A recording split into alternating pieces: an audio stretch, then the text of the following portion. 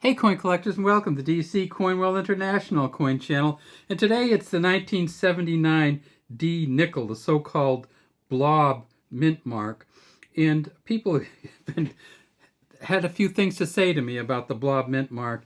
And they say, well, I'm just showing beat up coins, and these are beat up coins. But I will show you a uncirculated, at least two uncirculated coins from 1979. And you can tell me how clear they are, these mint marks. Well, so what do we got here? Well, this is a 1979 Jefferson Nickel. It says, "In God we trust," in front of Jefferson, liberty behind him. That's a star there. And so we know that this coin is really worn because you can't see the star there. Look at the one underneath. At least you can tell it's a star. It says liberty, a star, 1979. And then we just have this, it's you can't really tell what that is. It could be a square, could be a D, could be a P, except it's probably not a P because they didn't put P's on the mint marks in 1979. The Philadelphia coins just had no mint marks at all, so it's not a P. How many Denver coins did they make in 1979? 326 million. So they made a bunch, and they made them quickly, and they really weren't too worried about the mint marks. Let's look at some other ones. Now this one you can see the star very well in this one. And then look at the mint mark. More like a D, at least it's rounded on this side. And we can see the initials underneath really well. I'm going to show you one that's still in the plastic. So just in case you thought that maybe I wasn't telling the truth about the uncirculated mint sets, this is an uncirculated mint set from 1979. You can tell the red, that's going to be the Denver uncirculated set. It'll have a dollar, Susan B., a $50 Kennedy, quarter, dime, penny, and nickel.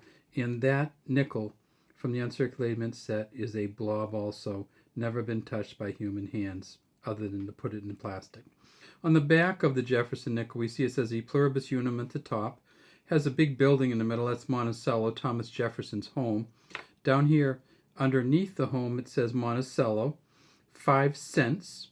And right here it says United States of America. Now, you remember the old nickels, the mint mark would have been here, but on the 1979 nickels, the mint mark is on the front. There's the D. Let's look at another one. This one's in okay shape too. You can kind of tell it's a star. Another blob D, another good initial. But I want to talk to you about this right here. This, people said, well, what's this mess on there? This is the actual coin. This isn't any mess on top.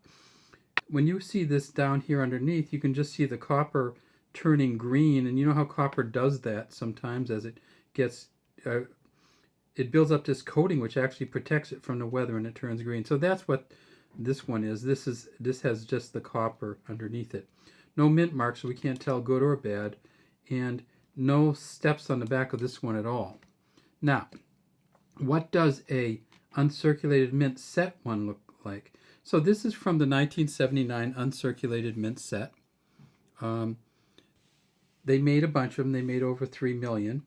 It says "In God we trust" here, liberty here. You can see the star really well in this one.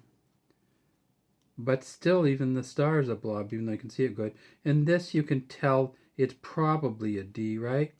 Because if we tip it up just right, you can see the hole in the center. But this is a uncirculated coin. So that's what the D looks like on an uncirculated coin. Down here, we see the initials are really, really good. The FS for Felix Schlag, who was the engraver of this coin. Felix Schlag, S-C-H-L-A-G. And then on the back one, we can actually see some stairs on this one. And these stairs are what makes nickels worth money. In 1979, we had the 5 full steps. We didn't have the 6 yet. That came later. But these ones, there's some pretty good steps there as you go across. Not enough so you'd send it into a grading agency, but you can see most of them there. And you can see the fence kind of here, the crenellations. You can see the tower. You can see the windows. And you can see sometimes when you're really lucky on these, you can see steps over to the side. We actually have so this is the D from the uncirculated mint set. This is the P from the Uncirculated Mint Set. What a difference it makes, huh? So the Uncirculated Mint Set, sometimes they get kind of coating on them from the plastic. This one didn't get the coating, and it just looks beautiful. Uncirculated Mint Set, 1979. Everything looks good on here. Still, it's a star, but it's a blobby star. And then when we get to the back, and we see that this is another uncirculated coin, never been out in circulation at all, and we still can't get more than three and a half steps on here, and nothing to the side. Well, what about the San Francisco Mint version? Because at San Francisco they made them too. They made 3.67 million of these, and the difference in the San Francisco Mint version is they made some S's with a blob. They call them the Type 1 filled S's, and they made some S's that were clear. They called those the Type 1 clear S's, and you can tell just by looking at this one what this one is. This is a Type 1 filled S. It's probably worth 75 cents to $1 in this condition. Great initials underneath, great shine to it. We tip it over, and let's take a look at the steps on the San Francisco Mint coin. You can see them on there, but guess what? That's not really, I mean, you need them on the San Francisco Mint coin. You can see a little bit on the side there too. You need them there, but it's still only going to be worth $1 or $2 in this shape, because this is, they rate these as proof state coins, not mint state coins. All right, that's all we have from DC Coin World.